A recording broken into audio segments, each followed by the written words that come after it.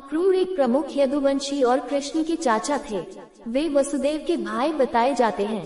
कंस की सलाह पर श्री कृष्ण और बलराम को यही वृंदावन से मथुरा लाए थे। कंस का वध करने के पश्चात कृष्ण इनके घर गए थे। वे अक्रूर को अपना गुरु मानते थे। अक्रूर की मृत्यु के उपरांत कृष्ण के पौत्र वज्र के रोकने पर भी इनकी पत्नियां नहीं रुकी और वन में तपस्या करने के लिए चली गईं। सत्राजित नामक यादव को सूर्य से मिली स्यमंतक मणि, जिसकी चोरी का कलंक श्री कृष्ण को लगा था, इन्हीं के पास थी। ये डरकर मणि को लेकर काशी चले गए। स्यमंतक मणि की यह विशेषता थी कि जहाँ वह होती थी वहाँ धन धान्य भरा रहता था। अक्रूर के चले जाने पर द्वारका में अकाल के लक्षण प्रकट होने लगे। इस पर श्री कृष्ण का अनुरोध मानकर अक्रूर द्वारका वापस चले आए। इन्होंने स्यमंतक मणि श्री कृष्ण को दे दी। श्री कृष्ण ने मणि का सार्वजनिक रूप से प्रदर्शन करके अपने ऊपर लगा चोरी का कलंक मिटाया। अक्रूर श्वफलक और गांधिनी के पुत्र थे। स्कंद पुराणानुसार पूर्व जन्म में ये चंद्र नामक ब्राह्मण थे।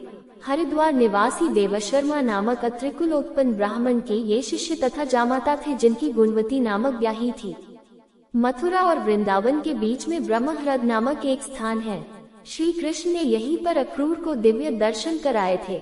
ब्रज क्षेत्र का ये भी एक प्रमुख तीर्थ माना जाता है और वैशाख शुक्ल नवमी को यहाँ मेला लगता है। वृंदावन आते हुए अक्रूर ने मार्ग में यमुना में कृष्ण तथा बलराम के दिव्य रूप के दर्शन किए, अर्थात भगवान अनंत की गोद में कृष्ण को देखा। अक्रूर तीर्थ सर्व तीर्थों के राजा एवं गोपनीयता के बीच में अति गोपनीय है। पुनः सूर्य ग्रहण के दिन अक्रूर तीर्थ में स्नान करने से राजसूय अश्वमेध यज्ञ का फल प्राप्त होता है। इस स्थान पर श्री अक्रूर जी ने स्नान करते समय श्री कृष्ण के विभूति दर्शन का लाभ प्राप्त किया था। कंस ने श्री महादेव जी को तपस्या से संतुष्ट कर एक धनुष प्राप्त किया था। श्री महादेव ने उनको आशीर्वाद पूर्वक वरदान दिया था कि इस धनुष के द्वारा तुम बहुत से राज्यों का जय लाभ कर सकते हो। इस धनुष को कोई शीघ्र सरलता से तोड़ नहीं सकता। जो इस धनुष को तोड़ेगा उसके हाथों से ही तुम्हारी मृत्यु होगी। धनुष यज्ञ का संवाद कंस ने विभिन्न देश विदेश में प्रचारित कर दिया। इधर श्री कृष्ण बलराम के अनुष्ठान में योगदान के लिए कंस ने श्री अक्रूर जी को गोकुल में प्रेषित किया। तब अक्रूर जी श्री कृष्ण और बलराम को रथ में बैठाकर कंस की राजधानी मथुरा की तरफ चल पड़े। कृष्ण ने कंस के अनेक अनुचर दैत्यों को मार डाला तो नारद ने जाकर कंस से कहा कि कृष्ण देवकी का पुत्र है तथा बलराम रोहिणी का।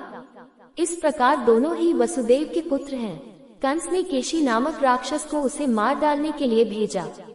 कंस ने मुष्टिक, चाणूर, शर, तोशल आदि मल्लों को बुलाकर कहा, ब्रज निवासी राम और कृष्ण नाम के दो बालकों में से किसी के हाथों मेरी मृत्यु लिखी है।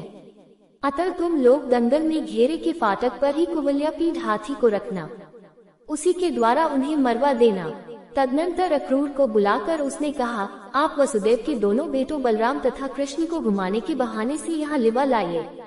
मेरी मृत्यु उन्हीं के हाथों लिखी है। उन्हें आप जैसे भी हो यहाँ ले आइएगा। उन लोगों को मेरी ओर से धनुष यज्ञ उत्सव के लिए आमंत्रित कीजिएगा। अक्रूर ने ब्रज में जाकर कंस का संदेश दिया। साथ ही बलराम तथा कृष्ण के सम्मुख कंस का उद्देश्य भी स्पष्ट कर दिया। उन दोनों ने हंसकर वहां सबसे आज्ञा ली और अक्रूर के साथ मथुरा के लिए प्रस्थान किया। मार्ग में दोनों भाइयों ने अक्रूर को अपने विराट रूप के दर्शन करवाए।